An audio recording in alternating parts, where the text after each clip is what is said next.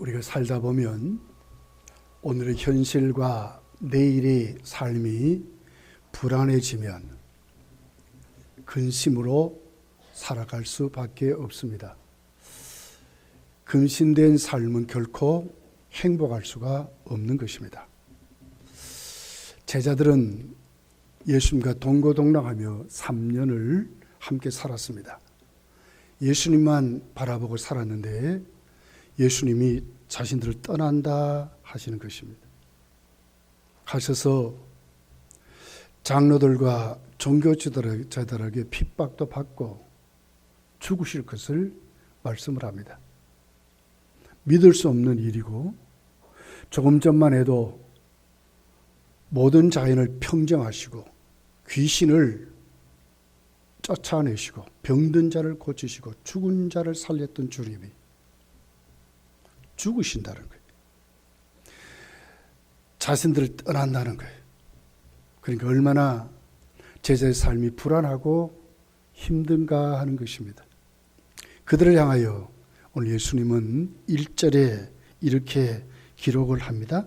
너희는 마음에 근심하지 말라 합니다. 근심이라는 단어의 원문의 뜻은 요동한다 그 말이거든요. 소동한다, 움직인다 그 말이에요. 마음이 소동하는 거예요. 한 곳에 정착할 수가 없는 거예요. 요란스러워지는 거예요. 평안에 살지 못하는 거예요. 전혀 하나님 나라의 천국을 가지지 못한 정말 불행한 삶, 이것을 근심이라고 말합니다. 결국 근심은 뭘로 가져갈까요? 두려움으로, 우리를 불안하게 하는 것으로, 근심은 우리에게 그것으로 인도해 가게 되는 것을 봐요. 예수님은 그들을 향해서 그럽니다. 너희는 마음에 근심하지 마라. 왜? 주님이 말씀하신다는 거예요. 근심하지 말아야 될 이유는 분명했어요. 1절에 보니까 하나님 믿으니 또 나를 믿으라 그럽니다. 믿으라는 말은 명령문입니다. 하나님을 믿고 나를 믿으면 근심이 없어진다 그 말이거든요. 오늘 우리에게 있는 근심은 뭐냐? 제자들이 갖고 있는 근심이 뭐냐? 예수님을 믿지 못해서 그런다는 거예요. 가게 된 주님은 그냥 가게만 할 것입니까? 가게만 합니까? 아니겠죠. 그 하나님 앞에 그들이 예수 그리스도를 신뢰하지 못하니까 결국은 근심으로 그 삶이 불안하고 초조했던 것을 봐요. 나중에 제자들이 묻지요. 어디로 갑니까? 도대체 모르겠습니다. 이렇게 말하거든요. 그렇습니다. 우리의 삶이 방향 감각을 잃어버리면 이렇게 될 수밖에 없는 것입니다. 여러분 왜 하나님을 믿습니까? 하나님은 우리 안식의 평강의 본체에 있기 때문에 그렇습니다. 사망과 저주와 심판에서 우리를 건져내서 우리의 모든 불행을 가지고 가셨기 때문에 하나님은 우리에게 무엇입니까? 평강과 우리의 기쁨의 본체라고 하는 것입니다. 우리는 하나님을 전지전능하다고 합니다. 그분은 우리의 모든 생사하복, 국가의 흥망성쇠를 가지고 있는 주권을 가지신 하나님입니다. 그걸 우리는 창조주라고 그럽니다. 창조주일 뿐입니까? 그런데 그분이 우리들의 아버지라고 말합니다. 우리는 오늘 내일에 대한 불안 때문에 우리의 삶이 어떻게 될지를 모르기 때문에 근심하고 염려하고 불안해하지만 하나님은 그렇지 않습니다. 하나님 우주를 만드실 때부터 그냥 만드신 것이 아니라 하나님은 완전히 설계 도면을 가지고 작정하셨다 그랬어요. 이렇게 하겠다고 정하셨다고 하는 것입니다. 그 하나님이 누구라고요? 우리들의 아버지래요. 조금도 빈틈이 없고 조금도 오류가 없고 조금도 모자람이 없는 완벽하시고 모든 것 할 수 없는 것이 없는 전능하신 하나님으로 그분이 우리의 아버지가 되시기 때문에 너희는 마음에 근심하지 말아라. 너희들의 아버지가 계신다. 이렇게 말씀을 하고 있습니다. 그러면서 나를 믿으랍니다. 그 나를 믿으라는 그 주님은 어떤 분입니까? 우리에게 평강을 주시는 분입니다. 요한복음 14장 27절에 보면 평안을 너희에게 끼쳐노니 곧 나의 평안을 너희에게 주노라 그랬습니다. 평강의 근원이신 분이 우리 구주 예수 그리스도라고 말하는 것입니다. 그분은 우리에게 평강을 주시다고 말하는 것입니다. 그분은 우리를 떠나지 않고 우리를 고와 같이 버려두지 않고 바리바리 챙기신다고 말씀합니다. 요한복음 14장 18절에 보면 내가 너희를 고아와 같이 버려두지 아니하고 너희에게로 오리라고 말씀합니다. 그래서 우리는 예수 그리스도를 우리의 주 이렇게 부르게 우리 주인. 근심하지 말아야 될 두 번째 이유가 있습니다. 그것은 바로 우리가 가야 될 아버지 집이 있기 때문에 그렇습니다. 영원한 삶이 우리에게 있기 때문에 그렇습니다. 천국이 있기 때문에 그렇습니다. 내일이 있기 때문에 그렇습니다. 확실하게 보여주는 우리의 삶이 있기 때문에 성도는 근심하지 말라고 말씀하는 것입니다. 2절 3절이 이렇게 말씀합니다.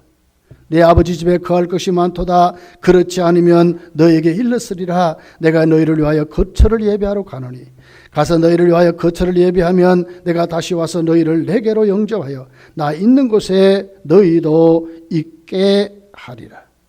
예수께서 거처를 예비하기 때문에 가는 것이지 영원히 떠나는 것이 아니라고 하는 것입니다. 그분은 오시면 우리가 가야 될 영원한 처소를 예수님이 직접 목수가 되셔서 짓는다, 준비하신다고 여호와 이레의 하나님이심을 말씀하고 있는 것입니다. 빌립보서 3장 20절부터 보게 되면 우리는 어떤 사람입니까? 하늘나라의 시민권을 가진 사람들이라고 그랬어요. 대한민국의 주민등록증만이 아니고 우리는 영원한 나라, 하나님의 나라의 시민권을 가진 자격증을 가지고 있는 사람들. 빌립보 3장 21절 이렇게 기록합니다. 그러나 우리의 시민권은 하늘에 있는지라 거기로부터 구원하는 자 곧 주 예수 그리스도를 기다리노니 그는 만물을 자기에게 복종하게 하실 수 있는 자의 역사로 우리의 낮은 몸을 자기 영광의 몸의 형체와 같이 변하게 하시리라. 시민권을 가졌어. 거기는 우리 주님 계신 만물을 복종하신 분이 계신 곳이라고 그렇게 말씀을 하고 있습니다. 그렇습니다. 이렇게 오신 우리 구주 예수 그리스도는 평강의 근원이십니다. 우리 삶에 잡혀 있습니다. 그러면 예수 그리스도가 누구신가 하는 거예요. 오늘 6절은 정확하게 예수 그리스도를 소개하고 있습니다. 예수는 자신을 이렇게 말씀을 합니다. 예수께서 이르시되 내가 곧 길이요 진리요 생명이니 나로 말미암지 않고는 아버지께로 올 자가 없느니라고 말씀합니다. 예수님 누구십니까? 첫 번째로 보니까 우리의 유일한 길이라 참 길이라고 말씀을 하고 있습니다. 저희 여러분은 이 세상에 태어나서부터 우리는 죽는 그날까지 사실은 길을 가는 사람들이에요. 베드로 사도는 우리를 나그네, 야고보는 우리를 나그네라고 그렇게 말했어요. 히브리서 기자는 히브리서 11장에 보면 우리가 어떤 사람이에요? 이 땅에 정착할 사람이 아니라 잠시 왔다 가는 나그네라고 그렇게 말했어요. 우리 다 길을 찾는 사람들입니다. 그런데 이 세상에 있는 무슨 모든 길은 어떻습니까? 다 일시적이고 편합니다. 아무리 완벽한 길을 만들어 놔도요, 시간이 가고 연수가 차게 되면 그 길을 다시 고쳐야 되고요. 계획을 새로 잡으면 무너뜨려야 하고요. 없어지고 또 다른 길이 생기는 것이 이 세상의 모든 삶의 길입니다. 그런데 참길 유일한 길이 있습니다. 그 길이 누굽니까? 예수 그리스도라고 말씀하고 있습니다. 예수님은 자신을 생명이라 그랬습니다. 예수님은 자기로 말미암아 아버지께로 갈 수 있는 구원의 길이라고 말씀했어요.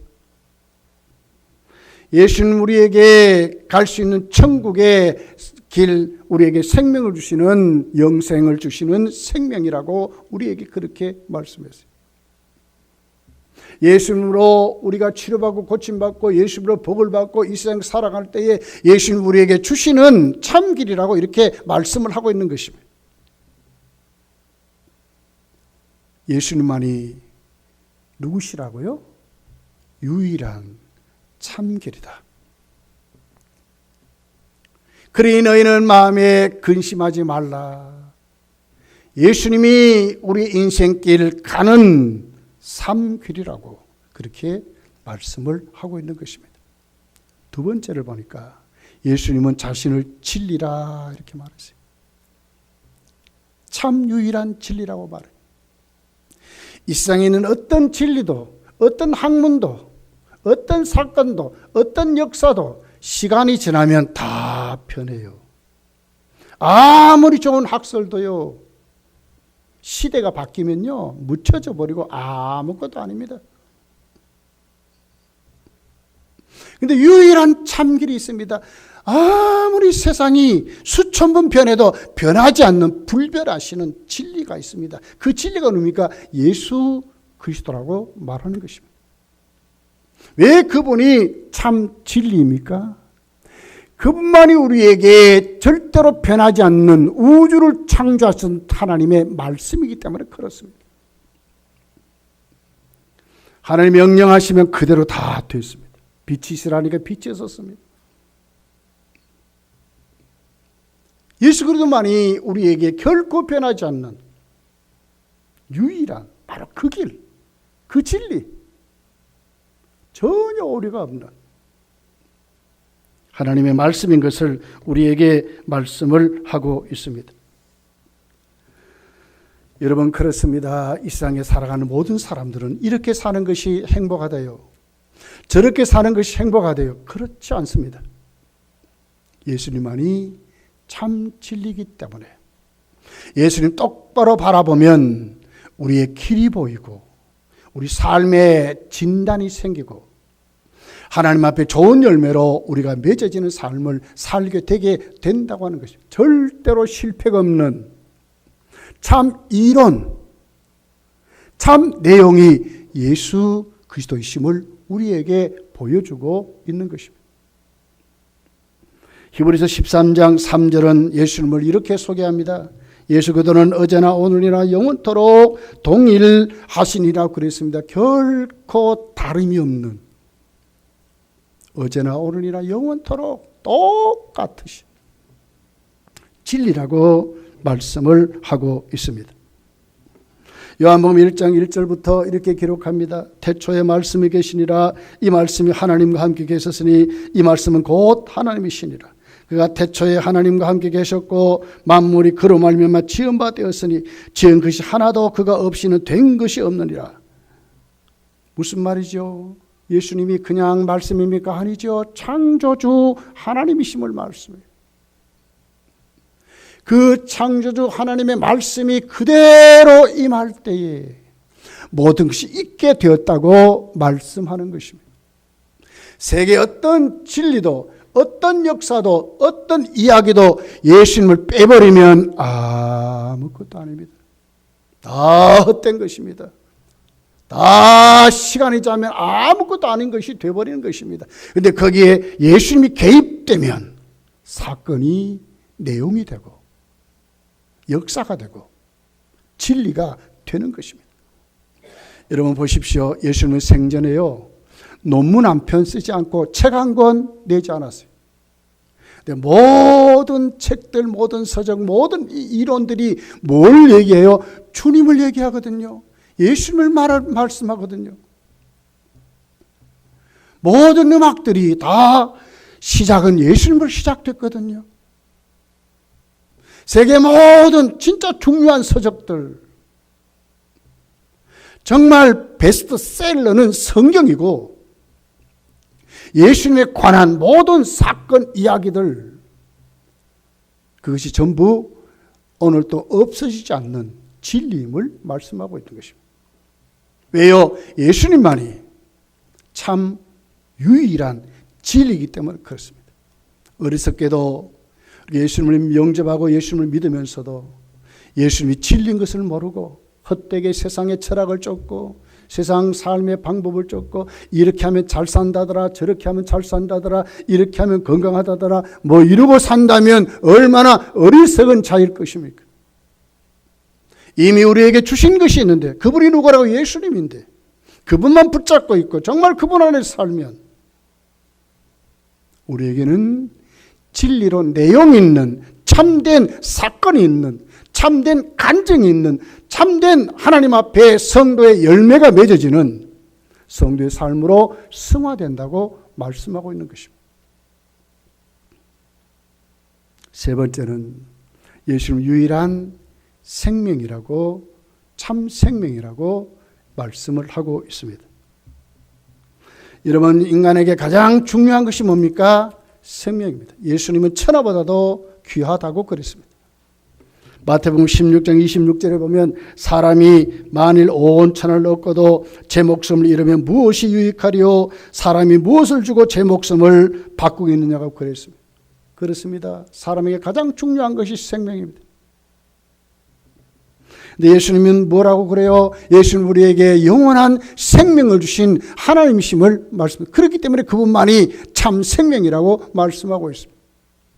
요한복음 10장 10절에 보니까 내가 온 것은 양으로 생명을 얻게 하고 더 풍성히 얻게 하려 하는 것이라고 말씀했습니다. 누가 참 생명을 줍니까? 예수 그리스도만이 우리에게 참 생명을 준다고 말씀하고 있는 것입니다. 인간의 가장 슬프고 가장 고통이 뭡니까? 죽음인 줄 압니다. 죽음은 우리에게 아무리 많이 모으고 아무리 많이 가져도 죽음은 그 사람에게 뭘 줍니까? 참된 온 가족이 슬퍼하고 애통하고 결국 불행한 것으로 이 세상을 마치게 되는 것입니다. 그런데 유일하게도 이 같은 죽음의 권세, 사망 권세를 이기신 분이 있습니다. 그분이 바로 누구십니까? 예수 그리스도임을 말씀하고 있습니다. 그렇기 때문에 예수님만이 참 생명이라고 우리에게 말씀하는 것입니다. 고린도전서 15장 15절 57절에 이렇게 기록합니다. 사망아 너희 승리가 어디 있느냐? 사망아 네가 쏘는 것이 어디 있느냐? 우리 주 예수 그리스도로 말미암아 우리에게 승리를 주시는 하나님께 감사한다고 그랬습니다. 사망이 아무리 공격해도 이길 수 없는 분이 있습니다. 그분이 누굽니까? 예수 그리스도이십니다. 우리에게 이김을 주시는 분은 예수 그리스도라고 말씀합니다. 왜 우리가 하나님 앞에 근심하지 말아야 합니까? 그것은 바로 우리는 영원한 생명, 주님으로부터 사망 것을 이기신 생명이 우리에게 있기 때문에 그렇습니다.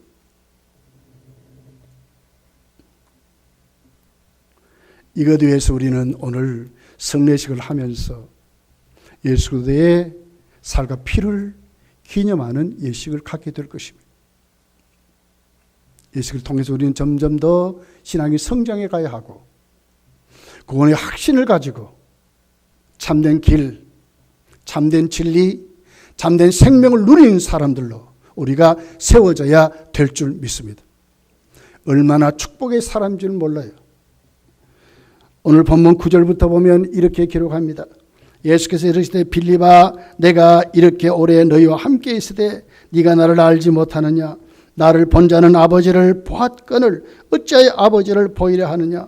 내가 아버지 안에 거하고 아버지는 내 안에 계신 것을 네가 믿지 아니하느냐?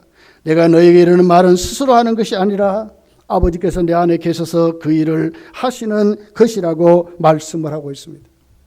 예수님을 영접하고 예수를 믿고 예수를 만난 자는 누구를 만났고 누구를 영접한 자입니까? 하나님 성부 하나님을 영접하고 성부 하나님을 아버지로 모신 자들이라고 말하는 것입니다. 이 믿음에 서야 합니다. 세상에 잡다한 것에 지지 말아야 합니다. 수도 없는 불안들, 수도 없는 두려움들이 몰려옵니다. 국가적으로 보니까 또 북한에서 난리를 치고 있어요. 미사일, 그들이 갖고 있는 모든 무기를 전방에 배치해서 인공위성을 쏘아가지고 대한민국의 수도뿐만 아니라 군사시설을 탐지한다고 그래요. 그렇지만 우리는 분명한 것이 있어요. 성도는 근시 말아야 될 이유가 있어요. 그것은 뭡니까? 하나님을 믿기 때문에 그렇습니다. 우리는 예수님을 믿기 때문에 그렇습니다. 그리고 우리는 가야 될 분명한 우리의 처소가 있기 때문에 그렇습니다. 그 주님은 우리에게 누구십니까? 우리의 유일한 길이요, 유일한 진리요, 유일한 생명임을 우리에게 말씀했습니다. 예수님 영접했습니까? 여러분 속에 하나님은 아버지가 되시는 줄 믿습니다. 11절에 보니까 내가 아버지 안에 거하고 아버지께서 내 안에 계심을 믿으라. 그렇지 못하겠거든 행하는 그 일로 말미암아 나를 믿으라. 그렇습니다. 이번에 더 믿음이 공고해져서 하나님을 확실히 모시고 예수 믿는 믿음의 사람으로 충만해지시기를 예수님 축복합니다. 기도하겠습니다.